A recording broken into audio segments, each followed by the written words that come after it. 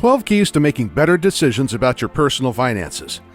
Did your parents teach you to be a smart money manager? If so, consider yourself lucky. Most parents will talk to their kids about the birds and the bees, but not about budgets and CDs. They must assume we'll pick it up on our own, which is how most of us learn about personal finance. The Irish writer and poet Oscar Wilde once said, "Experience is simply the name we give our mistakes." Unfortunately, this is how many of us learn to be better money managers. We make mistakes like maxing out our credit cards, learn the consequences, and become smarter about money. Keys to making better decisions. If you'd rather not learn how to make good financial decisions by making bad ones and learning from them, there are some keys to making better financial decisions. Be brutally honest with yourself. If you're not careful, you can fool yourself into making some really bad financial decisions.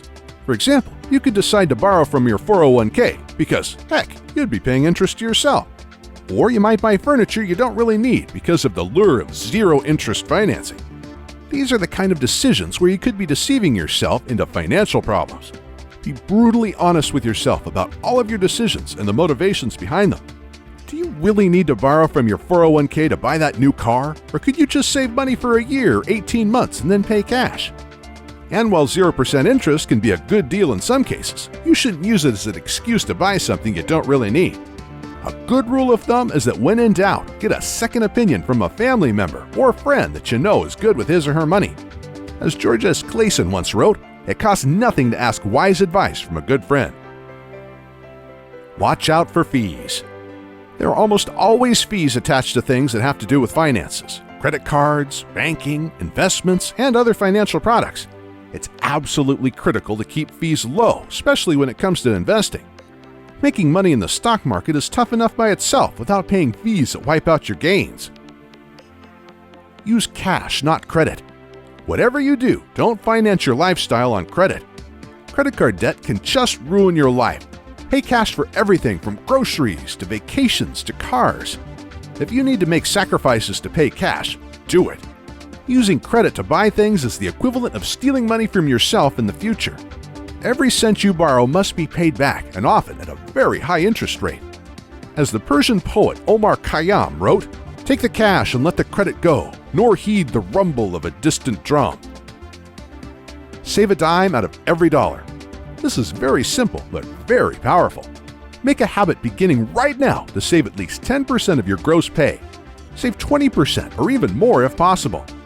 If you don't doubt what this can mean to your life, read the book The Richest Man in Babylon by George S. Clason. Think long-term. Ours has turned into a get-rich-quick society, but if you really want to build lasting wealth, you need to think long-term as you make your financial decisions. This puts everything into perspective, from a $4 latte at Starbucks to how much you should invest in your 401k.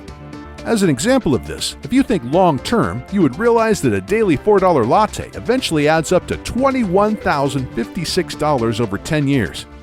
And investing $1,000 a month beginning at age 25 instead of age 35 generates $1.7 million more by age 65. Learn to live with uncertainty. While you may think you should avoid uncertainty like the plague when making financial decisions, the problem is that it costs a lot to avoid it. For example, the insurance industry thrives on uncertainty when it comes to cash value life insurance and annuities. However, some protection against uncertainty is unavoidable, such as term life insurance and auto insurance. Be sure to think twice before spending a lot of money in return for guarantees. For example, this concept can be especially important if you are evaluating an annuity. Annuities can be part of some financial plans, but there are always fees associated with these products, and they tend to limit the upside. An annuity will generate a constant stream of payments, but at a high cost. The key here is to think carefully before spending a lot of money to avoid uncertainty. There are rewards to learning to live with it. Keep things simple. There's an old rule of thumb that the more complex is a solution, the less likely it is to be your best option. For example, in most cases, term life insurance is a better investment than complicated permanent life insurance products. And index funds are generally better than more complicated actively managed funds. One simple way to invest is in funds or EFTs, as this is usually better than complicated insurance products that have an investment component. In other words, all things being equal, simple is most often better. Harness the power of compounding. It's important to harness the power of compounding. Once you understand it, you can better evaluate your financial decisions to make sure they take advantage of it and not ignore it. If you're not familiar with compounding, this is where you earn interest on your investment and then interest on that interest. For example, if you started with $100 and added $100 a month at 2% interest, you would have $1,313.08 at the end of year 1, and then $2,550.64 at the end of year 2, and not just $2,500.